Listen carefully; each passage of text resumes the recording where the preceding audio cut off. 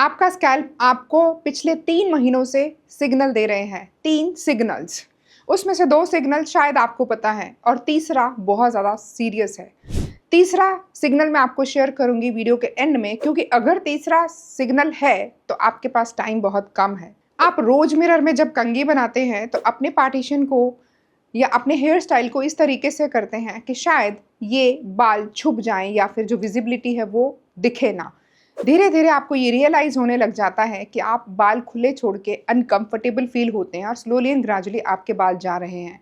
मन में थोड़ा डर तो रहता है कि बाल शायद जा रहे हैं। आप शायद किसी से पूछते भी हैं आसपास के लोगों से कि क्या मेरे बालों में कुछ चेंज हो रहा है, डाउन हो रहा है, तो शायद वो कहते हैं नहीं वैसा ही है। लेकिन अंदर ही अंदर आपको महसूस होता है कि आपके बाल जा रहे हैं। चलिए बात करते हैं सिग्नल्स की। सबसे पहला सिग्नल स्कैल्प में खुजली का होना। वॉश करने के तुरंत बाद आपको खुजली स्टार्ट हो जाती है या फिर 1 दिन 2 दिन खुजली बनी रहती है।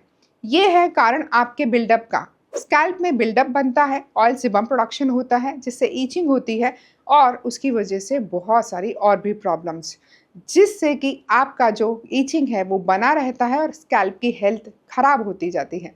दूसरा सिग्नल है हेड वॉश के दूसरे ही दिन आपका स्कैल्प ऑयली हो जाता है।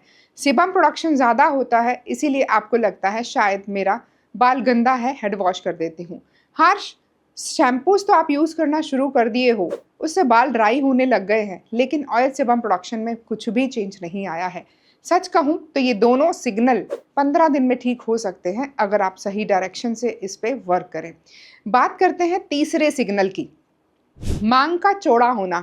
कभी भी आपने अपनी मांग को कंपेयर किया है पहले के फोटोज़ या वीडियोज़ से?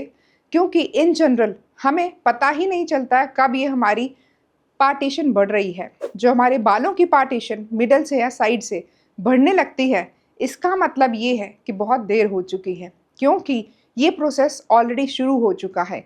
हेयर थिनिंग का प्रोसेस जब आपको विजिबली दिखने लगता है, उसका इफ़ेक्ट उससे पहले चालू हो चुका होता है आपकी स्कैल्प के ऊपर। एंड अब हेयर फॉल की बारी हो सकती है या ट्रिगर हो सकता है कुछ और issue.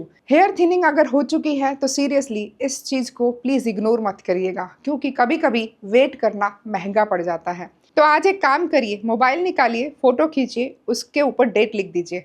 Next month same date पे फिर से फ़ोटो निकालिएगा और फिर चेक करिएगा, क्योंकि एक दिन में फ़र्क नहीं होता है। अगर वो कम हो रहा है तो सीरियस होने की ज़रूरत है, बिकॉज अगर हम हेयर थिनिंग या ऐसे पड़ाव तक पहुंच चुके हैं जो प्रोसेस शायद शुरू हो चुका है काफ़ी महीने पहले से, तो वो और भी बढ़ सकता है। और कमेंट में ये भी लिखिएगा कि कौन सा सिग्नल आपका है।